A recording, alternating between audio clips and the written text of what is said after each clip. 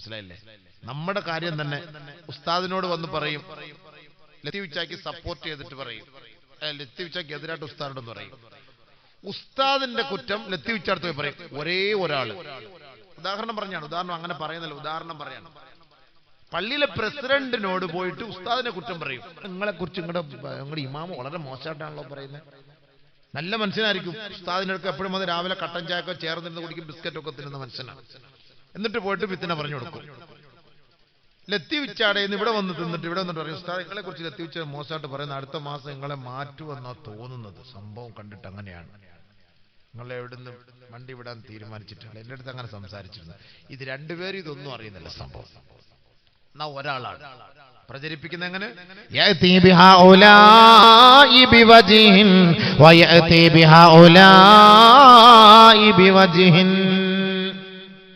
മീഡിയകളിലൂടെ ഇങ്ങനെയാണല്ലോ ഒരു മനുഷ്യനെ കൊണ്ട് എങ്ങനെ വേണമെങ്കിലും എന്തും ചെയ്യിക്കാം.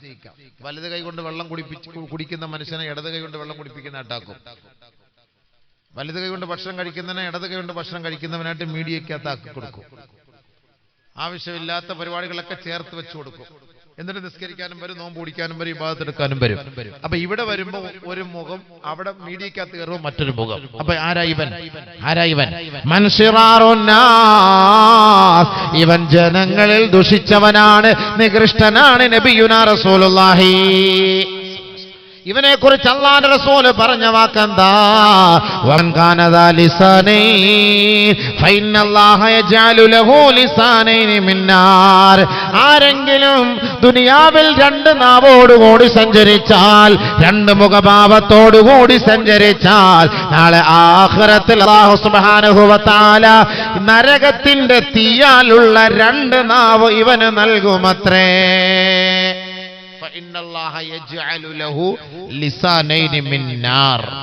നരകത്തിന്റെ രണ്ട് നാവ്, നരകത്തിന്റെ രണ്ട് നാവ് അല്ലാഹു തആല ഇവന് നൽകും.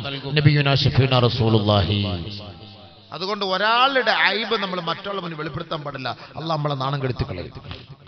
ഇതിങ്ങനെ ചുറ്റിത്തിരില്ല, നമീമത്തി എന്ന് പറയും. ഇതിങ്ങനെ വെറുതെ ഇവന്റെ കാര്യം അവിടെ പറയാ, അവന്റെ കാര്യം ഇവിടെ പറയുക, വെറുതെ വാട്സപ്പ് എടുത്ത് ഗ്രൂപ്പ് ഇട്ട് ചുമ്മാ അങ്ങോട്ട് ചർച്ച, ഇങ്ങോട്ട് ചർച്ച, ഇങ്ങോട്ട് ചർച്ച. ആവശ്യമില്ല, നമ്മുടെ സമയം വേസ്റ്റാണ്. ലാ തുളയ്യൂ ഔഖാതകും ഫഇന്നൽ വഖ്ത ദഹബുൻ വലാ തുളയ്യൂഹാ. സമയം നിങ്ങൾ വേസ്റ്റാക്കല്ലേ, അത് സ്വർണ്ണാണ്. സമയം അമൂല്യ നിധിയാണ്, അമൂല്യ സമ്പത്താണ്. അത് നിങ്ങൾ നഷ്ടപ്പെടുത്തരുത്. ആവശ്യമില്ലാത്ത കടിപിടിക്ക് വേണ്ടി നിങ്ങൾ സമയം ചെലവാക്കാൻ പാടില്ല. നന്മകൾക്ക് വേണ്ടി നിങ്ങൾ ആ സമയം ചെലവാക്കുക. ഇതൊക്കെ നാളെ ആഖിറത്തിൽ അല്ലാഹുവിന്റെ മുന്നിൽ ഇതിന് ചോദ്യമുണ്ടാകും. നിങ്ങൾ ആവശ്യമില്ലാത്ത ചർച്ചയ്ക്ക് വേണ്ടി, തർക്കങ്ങൾക്ക് വേണ്ടിയും നിങ്ങൾ ഇതിനു വേണ്ടി പരിശ്രമിച്ചാൽ തീർച്ച നാളെ ആഖിറത്തിൽ അതിന്റെ നഷ്ടമുണ്ടാകും. നബിയുനാ ശഫീഉനാ റസൂലുള്ളാഹി സ്വല്ലല്ലാഹു അലൈഹി വസല്ലമ തങ്ങൾ പറയുകയാ, അന സഈമുൻ ബിബൈത്തിൻ ഫീ റബളിൽ ജന്ന. സ്വർഗത്തിന്റെ കൊട്ടാരം കൊണ്ട്, സ്വർഗത്തിന്റെ പൂമുഖത്ത് ഞാൻ ഇതാ ഒരു ഭവനം കൊണ്ട് ഞാൻ വാഗ്ദാനം ചെയ്യുകയാ. ഏ ഉമ്മത്തികളെ, നിങ്ങൾക്ക് സ്വർഗലോകത്തൊരു കൊട്ടാരം വേണമോ? ആ കൊട്ടാരം നിങ്ങൾക്ക് നൽകാമെന്ന് ഞാൻ ഇതാ ഉറപ്പ് നൽകുകയാണ്. ഫീ റബളിൽ ജന്ന. അത് സ്വർഗത്തിന്റെ പൂമുഖത്താണ്, സ്വർഗത്തിന്റെ പൂമുഖത്താണ്. ആദരവായ റസൂലുള്ളാഹി സ്വല്ലല്ലാഹു അലൈഹി വസല്ലമ തങ്ങൾ പറഞ്ഞപ്പോ, ആർക്കാണ് ഹബീബേ ഈ സ്വർഗത്തിന്റെ കൊട്ടാരവുമായി അങ്ങ് സാക്ഷ്യം വഹിക്കുന്നത്? ആർക്ക് വേണ്ടിയാണ് നബിയേ? അല്ലാഹുവിന്റെ റസൂൽ പറയുകയാണ്, ലിമൻ തറക്കൽ മിറാ വഇൻ കാന മുഹിഖാ. സത്യമാണ് നീ പറയുന്നതെങ്കിൽ പോലും തർക്ക വിതർക്കങ്ങൾ ഒഴിവാക്കണമേ, തർക്കങ്ങൾ ഒഴിവാക്കണമേ. തർക്കങ്ങൾ ഒഴിവാക്കുന്ന വ്യക്തിക്ക് ഞാനിതാ സ്വർഗം കൊണ്ട് സാക്ഷ്യം വഹിക്കുകയാ. ലോകത്തിന്റെ മുത്തേ മുഹമ്മദ് മുസ്തഫ. തർക്കം ഒഴിവാക്കുന്നവർക്ക്. എന്തിനാ തർക്കിക്കുന്നത്? എന്തിനാ തർക്കിക്കുന്നത്? ആരാ നാളെ ആഖിറത്തിൽ രക്ഷപ്പെടുന്നത് നമുക്കറിയില്ലല്ലോ. വെറുതെ നമ്മൾ മീഡിയയിലൂടെ ആവശ്യമില്ലാത്ത തർക്കം. അവൻ അങ്ങനെയാണ്, അവൻ ഇങ്ങനെയാണ്, അവൻ ഇങ്ങനെ, മറ്റൊന്നാണ്. ഇപ്പൊ അബൂബക്കർ ഖാസിമിനെ കുറിച്ച് മോശമായിട്ട് പറയാം. ചുമ്മാ ഇങ്ങനെ ഓരോരുത്തർ ഇങ്ങനെ വെറുതെ അങ്ങോട്ട് കുറ്റം പറയും. സുന്നത്ത് ജമാഅത്തിനെതിരായ ആളാണ്, മറ്റേ ആളാണ്. സുന്നത്ത് ജമാഅത്തിന്റെ അഹലുകാരനാണോ ഇല്ല, ഞാൻ 5-6-7 വർഷമായിട്ട് പോയി കാസർഗോഡ് ഞാൻ ഈ ഭാഗങ്ങളെല്ലാം പ്രസംഗിക്കുന്നു. എല്ലാവരും എന്നെ വിളിച്ച് ഉസ്താദ് നിങ്ങളെ കുറിച്ച് ഇങ്ങനെ ഒരു പരാതി ഉണ്ടല്ലോ, അതുണ്ടല്ലോ, ഇതുണ്ടല്ലോ. ഇതിനൊന്നും മറുപടി പറയണ ഈ പാവപ്പെട്ടവൻ പോവില്ല. എത്ര നമ്മളെ ചൊടിപ്പിച്ചാലും ഇഷ്ടമുള്ളവൻ വിളിക്കട്ടെ, ഇഷ്ടമില്ലാത്തവൻ വിളിക്കണ്ട. ഞാൻ സുന്നത്ത് ജമാഅത്തുകാരനാ, നിങ്ങൾക്ക് ഉറപ്പുണ്ടെങ്കിൽ എന്നെ വിളിച്ചാൽ മതി. സുന്നത്ത് ജമാഅത്തുകാരനല്ല എങ്കിൽ വാങ്ങുന്നതിന് വിളിക്കണ്ട. ഖലാസ്, തീർന്നല്ലോ സംഭവം, പ്രശ്നം തീർന്നില്ലേ? 2 ദിവസം റെസ്റ്റ് എടുക്കാം പുരയിലിരുന്നിട്ട് റാഹത്തായിട്ട്. അള്ളാഹ് എവിടെല്ലാം ദീൻ പറയാൻ പോകണം തീരുമാനിച്ചാൽ അവിടെ എല്ലാം പോയേ പറ്റുള്ളൂ. അത് അള്ളാന്റെ തർത്തീബാണ്. അതിന് ആര് തടഞ്ഞാലും അത് തടയാൻ പറ്റുള്ള സംഭവം. ആര് വേണം തടയാൻ പറ്റില്ല. വലിയ വലിയ മഹാന്മാര്, മശായിഖന്മാര്, സ്വാലിഹീങ്ങളെ സുന്നത്ത് ജമാഅത്തിന്റെ അഹലുകാരല്ല എന്ന് പറയുന്നു. പിന്നെ ഈ പാവം പിടിച്ച ഈ സാധുവായ സീറോ ആയ എന്നെ കുറിച്ച് പറയുന്നില്ല. എനിക്ക് വലിയ പ്രശ്നമൊന്നുമില്ല. ഏറ്റവും വലിയ ബലഹീനൻ, ഒന്നുമില്ലാത്തവൻ, വിവരമില്ലാത്തവൻ.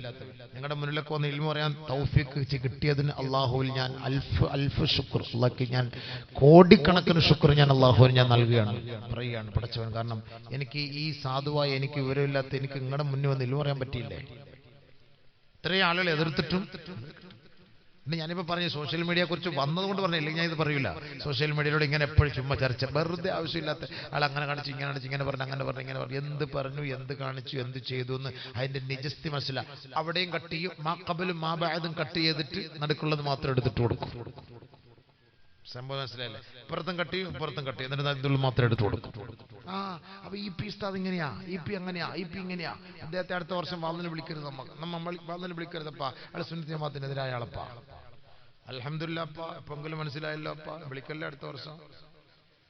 നല്ല കാര്യം. നമ്മളാരോടും പോയി ചോദിക്കാറില്ല അള്ളാഹുവെ നമ്മളെ കാസർഗോട്ടുകാരെ വിളിക്കണമെന്നും കൊല്ലക്കാർ വിളിക്കണമെന്നും കർണാടകക്കാർ വിളിക്കണമെന്നും നമ്മൾ ദ്വാരക്കാരില്ല. അള്ള പറയുന്നു, പോകുന്നു, ഖലാസ്. അള്ള പറയുന്നു, പോകുന്നു. ഇത് അള്ള തരുന്ന പ്രത്യേകമായ കഴിവാണ്. അള്ള തരുന്ന കഴിവുകൊണ്ട് മാത്രമാണ് ശ്രമിക്കുന്നത്. അള്ള തരുന്ന കഴിവുകൊണ്ട് മാത്രമാണ് ഈ ആളുകളെ കിട്ടുന്നത്. ഇതൊക്കെ അള്ളാന്റെ തർത്തീബാണ്, അള്ളാന്റെ തീരുമാനമാണ്. അവൻ തീരുമാനിക്കുന്നു നീ പോകണ്ട, അവൻ തീരുമാനിക്കുന്നു പ്രശ്നിക്കണം പറഞ്ഞാൽ യാഥാർത്ഥ്യമായിരിക്കും. അതുകൊണ്ട് ഒരു വ്യക്തിയെക്കുറിച്ച് അറിയാതെ, മനസ്സിലാക്കാതെ, വെറുതെ ആവശ്യമില്ലാതെ മീഡിയകളിലൂടെ നിങ്ങൾ അങ്ങോട്ടും ഇങ്ങോട്ട് പ്രചരിപ്പിക്കരുത്. അത് നിങ്ങൾക്ക് ഞാൻ തരുന്ന ഉപദേശം. പക്ഷെ നിങ്ങളുടെ മൊബൈലിൽ ഇത് സംഭവം വന്നു. ഞാൻ ഈ അടുത്ത സമയത്ത് അൻസിബ ഹസൻ എന്ന് പറഞ്ഞിട്ട് ഒരു സിനിമാ നടിയുണ്ട്, ഒരു സിനിമാ നടി അൻസിബ ഹസൻ. അറിയായിരിക്കും അല്ലേ? ചെറുപ്പക്കാർക്കൊക്കെ അറിയായിരിക്കും. അൻസിബ ഹസൻ എന്ന് പറഞ്ഞൊരു സിനിമാ നടി, മുസ്ലിമാണ്. എല്ലാവർക്കും അറിയാമായിരിക്കും ഇല്ലേ? അറിയാവോന്ന് ചോദിച്ചാൽ അറിയാന്ന് പറഞ്ഞ സിനിമ ആണെന്ന് പറഞ്ഞാൽ മനസ്സിലാക്കി പോകും. അതുകൊണ്ട് ആരും മിണ്ടാത്തത്. എന്തായാലും പോട്ടെ, ഹൈർ. അതൊന്നും വലിയ കാര്യമില്ലപ്പാ. അതിനകത്ത് ഇപ്പം എന്താ, നമ്മളിപ്പോൾ എപ്പോഴും വാർത്തകളൊക്കെ നോക്കുന്നത്, നമുക്കിപ്പോൾ ഓരോ വ്യക്തിയുടെ പേര് പറയുന്നുണ്ട്. ഇപ്പം ഞാനിപ്പോൾ നിങ്ങളുടെ മുന്നിൽ കുറേ ഭാവന ഷൂട്ടിങ് കഴിഞ്ഞ് പോയപ്പോൾ ഭാവനയെ പീഡിപ്പിക്കാൻ ശ്രമിച്ചു എന്ന് പറഞ്ഞ് പത്രത്തിൽ വന്നു. അത് നോക്കുമ്പോൾ ഇതൊക്കെ വാർത്തയല്ലേ? ഇത് വാർത്ത മനസ്സിലാക്കിയെങ്കിൽ നമുക്ക് അടുത്ത് പ്രസംഗിക്കാൻ പറ്റുള്ളൂ. ഇതൊക്കെ ഓരോ കാര്യങ്ങൾ മനസ്സിലാക്കണ്ടേ? ഇന്നത്തെ സാഹചര്യങ്ങൾ മനസ്സിലാക്കിക്കൊണ്ട് നമ്മൾ പ്രസംഗിക്കാൻ ഇതൊക്കെ നോക്കുന്നുണ്ട്. അതൊന്നും ഒരു പ്രശ്നമാക്കണ്ട, അതൊന്നും ഒരു വിഷയമല്ല. നമ്മൾ സൂക്ഷിക്കുക, അത്രയേ ഉള്ളൂ. അപ്പൊ ഈ അൻസിബ ഹസനെതിരെ ഞാൻ ഈ കാസർഗോഡ് തന്നെ ഞാൻ എതിർത്ത് പ്രസംഗിച്ചു. ഞാൻ ബന്ദിയോട് വന്നപ്പോൾ ഞാൻ പ്രസംഗിച്ചു, നരകത്തെ നിഷേധിച്ചു എന്ന് പറഞ്ഞിട്ടൊരു പോസ്റ്റ് കണ്ടിട്ട്, ഇതേപോലെ മീഡിയയിൽ കണ്ടിട്ട് ഞാൻ അവളെ വിമർശിച്ചു പ്രസംഗിച്ചു. നരകത്തിനെ നിഷേധിക്കുന്നവളാണ്, നരകത്തെ എതിർക്കുന്നവളാണ്, ആ മുസ്ലിമായ ആ സിനിമാ നടി നരകത്തെ എതിർക്കുന്നവളാണ് എന്ന ഒരു പോസ്റ്റ് കണ്ടപ്പോൾ എനിക്ക് വലിയ വിഷമായി പോയി. ആരാ പറഞ്ഞത് നരകത്തിൽ പിന്നെ സിനിമ നടിക്കുന്നവർ നരകത്തിൽ പോകുന്ന ആരാ പറഞ്ഞതെന്നൊക്കെ ഉള്ള ഒരു തലക്കെട്ടില്, അങ്ങനെ ഒരു എഡിങ്ങിൽ ഒരു പോസ്റ്റ് വന്നപ്പോൾ എനിക്ക് വിഷമായി പോയി. ഞാൻ അതിന്റെ നിജസ്ഥിതി മനസ്സിലാക്കാതെ കണ്ട് വളരെ ശക്തമായി ഞാൻ അതിനെക്കുറിച്ച് പ്രതികരിച്ചു. ഞാൻ ഈ ബന്ദിയോട് അടുത്ത സമയത്ത്, അടുക്കും ബന്ദിയോട് കഴിഞ്ഞ 5-6 മാസത്തിന് മുമ്പ് പ്രസംഗിക്കാൻ വന്നപ്പോൾ ഞാൻ അവിടെ വളരെ ഗൗരവത്തോട് പറഞ്ഞപ്പോൾ എന്തോ ഞാൻ അതിരുവിട്ട് അങ്ങോട്ട് പറഞ്ഞുപോയി. ഞാൻ പിന്നീട് അത് എന്റെ സുഹൃത്തുക്കൾ അത് കട്ട് ചെയ്തിട്ട് എനിക്ക് അയച്ചു തന്നപ്പോൾ ഞാനത് കേട്ടപ്പോഴാണ് പടച്ചോൻ ഇത്രയ്ക്കും ഗൗരവത്തോടു കൂടിയാണ് ഞാൻ പറഞ്ഞത്. നരകത്തെ കുറിച്ച് അത്രയ്ക്ക് കട്ടിക്ക് പറഞ്ഞുപോയി. എന്തായാലും അവളുടെ മനസ്സിൽ അതൊരു മാറ്റം ഉണ്ടാക്കി. അവൾ എന്നെ വിളിച്ചു. കഴിഞ്ഞ ഡിസംബർ 31-ാം തീയതി എന്നെ വിളിച്ചു. അവളും വിളിച്ചു. അദ്ദേഹത്തെ അവളുടെ സഹോദരൻ എന്ന പേരിൽ ഒരാളെന്നെ വിളിച്ചു. എന്നെ വിളിച്ചിട്ട് പറഞ്ഞു, എനിക്കാണ് സംഭവം, നിങ്ങൾ ഏതടിസ്ഥാനത്തിൽ ഇങ്ങനെ സംസാരിച്ചത്, അങ്ങനെ ഇങ്ങനെ ചോദിച്ചു. അപ്പൊ അവളും എന്നെ വിളിച്ചിട്ട് പറഞ്ഞു, ഉസ്താദ് ഞാൻ അങ്ങനെ സംസാരിച്ചിട്ടേ ഇല്ല, റബ്ബിനാണ് സത്യം, ആണായിട്ട് പറയും, റബ്ബിനാണ് സത്യം, ഞാൻ അങ്ങനെ പറയാം. ഞാനൊരു ഖുർആൻ ഞാൻ പഠിച്ചവളാണ്, ഞാൻ ഖുർആൻ പഠിച്ചിട്ട് ഞാൻ അതിൽ ഫസ്റ്റ് റാങ്ക് വാങ്ങിയവളാണ്, ഞാൻ ആഖിറത്തെ പേടിക്കുന്നവളാണ്, മരണത്തെ പേടിക്കുന്നവളാണ്, നരകത്തെ ഭയപ്പെടുന്നവളാണ്, ഞാൻ മുസ്ലിമായി ജീവിച്ച് മുസ്ലിമായി മരിക്കാൻ ഞാൻ ആഗ്രഹിക്കുന്നവളാണ് എന്ന് കുറേ കാര്യങ്ങൾ എന്നോട് പറഞ്ഞു. അപ്പൊ ഞാൻ പറഞ്ഞു, ഞാൻ ഇങ്ങനെ പത്രത്തിൽ ഇങ്ങനെ മീഡിയയിൽ കണ്ടപ്പോൾ ഞാൻ പറഞ്ഞു, ഇതാണ് നീ പൊരുത്തപ്പെട്ടവരെ, ഞാൻ ഇൻഷാ അല്ലാഹ് ഇന്ന് തന്നെ ഞാനത് മാറ്റി പറഞ്ഞേക്കാം. ഞാൻ ഡിസംബർ 31-ാം തീയതി എനിക്ക് കോഴിക്കോടായിരുന്നു പ്രസംഗം, ഞാൻ അന്ന് അവിടെ പ്രസംഗിച്ചത്. പിന്നെ പല സ്ഥലങ്ങളിലും ഞാൻ പ്രസംഗിച്ചു. കാരണം നിരപരാധിത്വം നമ്മൾ പറഞ്ഞു. കാരണം നമ്മുടെ ഭാഗത്ത് നിന്ന് വന്നുപോയ അപാകതയാണ്. നാളെ ആഖിറത്തിൽ നമ്മൾ പിടിച്ചു നിർത്തപ്പെടും. അതുകൊണ്ട് ഞാൻ അവൾക്ക് വേണ്ടി ഞാൻ മാറ്റി പറയാം, എന്റെ ഭാഗത്ത് നിന്ന് വന്ന വീഴ്ചയാണ്, ഇനി ഞാൻ ഒരിക്കലും അങ്ങനെ സംസാരിക്കും. അതോടുകൂടി ഞാൻ ഒരു തീരുമാനം എടുത്തു, ഈ മീഡിയയിൽ കാണുന്നത് നമ്മൾ ഇനി പറയാൻ പാടില്ല, പ്രസംഗിക്കാൻ പാടില്ല. ചിലപ്പോൾ ആവശ്യമില്ലാത്തതായിരിക്കും. എന്റെ എതിരാളികൾ എനിക്കെതിരെ എന്തെങ്കിലുമൊക്കെ പോസ്റ്റ് ചെയ്യും, അതെടുത്ത് വെച്ചിട്ട് ഒന്നും അറിയാതെ സംസാരിക്കും. അങ്ങനെ സംസാരിക്കും. നമ്മുടെ ഉസ്താദന്മാര് പണ്ഡിതന്മാരടക്കം അബൂബക്കർ മുസ്ലിയാർ ആരാണെന്ന് എന്നെ പോലും അറിയാത്ത ആളുകൾ എനിക്കെതിരെ ധാരാളം പ്രഭാഷണങ്ങളും ധാരാളം മെസ്സേജുകളും ഇടുന്നു.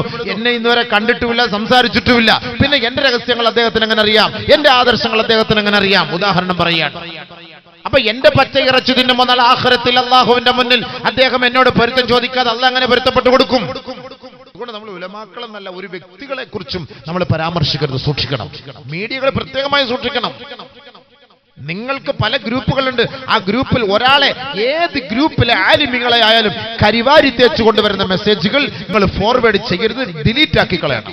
ഞാൻ പറയുന്ന വാക്കാണ്, നിങ്ങൾക്ക് വേണമെങ്കിൽ മനസ്സിലാക്കിയാൽ മതി. അത് ഏത് ഗ്രൂപ്പിലെ ആലിമാകട്ടെ, ഏത് ഗ്രൂപ്പിലെ സഹോദരങ്ങളാകട്ടെ, ഒരു വ്യക്തിഹത്യ നടത്താനുള്ള ഒരു തീരുമാനമാണ് നിങ്ങളുടെ ഈ സോഷ്യൽ മീഡിയകളുടെ പ്രയോജനമെങ്കിൽ, പ്രവർത്തനമെങ്കിൽ, അതിനുവേണ്ടിയാണ് നിങ്ങൾ സമയം മെനക്കെടുന്നതെങ്കിൽ നാളെ അള്ളാഹുവിന്റെ മുന്നിൽ നിങ്ങൾ സമാധാനം പറയേണ്ടി വരും. ഒരു വ്യക്തി ആരാണ്, അദ്ദേഹത്തിന്റെ വ്യക്തിത്വം എന്താണ്, ഇത് നമുക്കറിയാം. അറിയുകയില്ല. നമ്മൾ വിചാരിക്കും ഞാൻ നല്ലവനാണ്, ഞാൻ നല്ലവനായതുകൊണ്ടാണ് ഞാൻ മറ്റുള്ളവനെ കുറ്റം പറയുന്നത്. ഇല്ല. നബിയുനാ റസൂലുള്ളാഹി സ്വല്ലല്ലാഹു അലൈഹി വസല്ലമ തങ്ങളുടെ കാലഘട്ടത്തിൽ ഒരു സ്വഹാബി വഫാത്തായി കിടക്കുകയാ. സ്വഹാബാക്കൾ എല്ലാവരും ആ മയ്യത്തിന്റെ അരികിലേക്ക് പോവുകയാണ്. തൗഫിയ റജുലുൻ മിന സ്വഹാബാ, അല്ലാഹുവിന്റെ റസൂൽ സ്വല്ലല്ലാഹു അലൈഹി വസല്ലമ തങ്ങളും ആ മയ്യത്തിന്റെ അരികിലേക്ക് എത്തുകയാണ്. ഒരു സ്വഹാബി കടന്നു വന്നിട്ട് പറയുന്നു, ഫഅബ്ശിർ ബിൽ ജന്നാ നബിയേ,